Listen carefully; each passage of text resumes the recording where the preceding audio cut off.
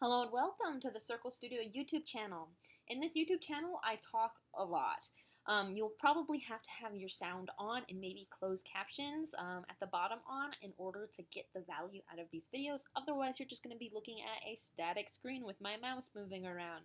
Because I use my mouse to point at the design and point at the key of how to read the design.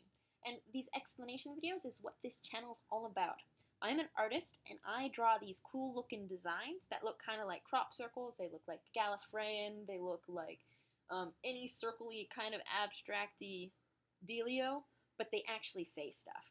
So there's no canonical way to write in Gallifreyan. The best thing you can get if you want circles that actually say stuff are one of various fan-made scripts. And the script I mostly use is made by Lauren Sherman, and it is the most common by far of the Gallifreyan scripts. But I'm familiar with a good dozen or so of different Gallifreyan look-like scripts or crop circle look-like scripts or like the Eternals from Avengers. But anyway, all of the circles that say stuff are done in a fan-made script, not in the official or canonical script.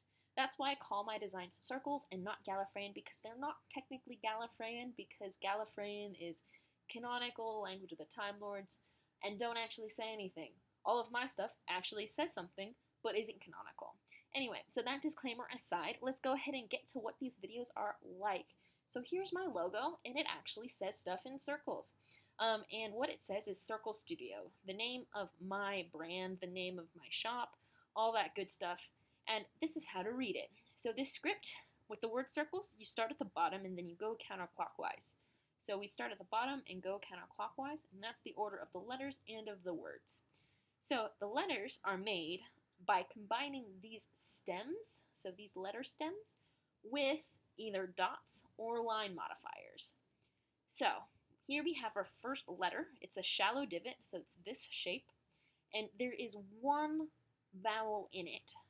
And you always read the consonant and then the vowel if they're together. So this vowel has a line going inwards, so that makes it an I, because I is like E, but with a line going in. So I know that this is quite small, but that's what that little scribble there says. But this is an I with a line going inwards. And then we have this shallow divot shape here with 1, 2, 3 lines. So even though this line's on the inside of it and this line's connecting on the outside, because these 3 lines end on that stem, they all count. So that makes it an S. So S-I, and then we have a shallow divot. This line ends before the R, so it doesn't count here. If it were all the way up here and touched the R, then it would count like this. But this R has 1, 2, 3 dots and is in a shallow divot as well. And then we have a K with 1, 2 dots inside a circle inside the word circle. So this shape with 2 dots is a K. And then we have an L, which is just like a K but with 3 dots.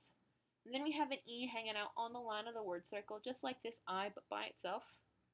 And then we have another S, 1, 2, 3 lines on that S. So circles is our first word. Then we have a gap in our word circle. And you can do words like this all around a big circle and spiraling inwards, like I have noted here. Start at the bottom, go counterclockwise, and they can spiral inwards. Or you can have them as separate word circles, which would align bottom counterclockwise as well, or in some funky sentence structure, which I do in a lot of my designs. Anyway, here's our next letter, and it has 1, 2, 3 lines and is a shallow divot. So it's another S, just like these S's. S, and then we have a shallow divot with no line modifiers on it whatsoever. This one ends before it, just like these guys. Doesn't quite get up next to it. So this is a T, because shallow divot, no modifiers is a T. And then we have this little guy here. It's another vowel, and it's in the E position, but it's got a line going outwards. So that would be a U instead of an I. So this is an I because it's got a line going inwards. And this U has a line going outwards. And then we have a deep divot with 3 dots. So this shape with 3 dots is a D. And then we have an I with a line going inwards. And it's okay to have lines branch, so long as they don't all the way connect to something they're not supposed to, but a little gap between them is what you need. And as always, I have interruptions and noises galore in my videos, because I do them in one take and with just one screen going. So yeah.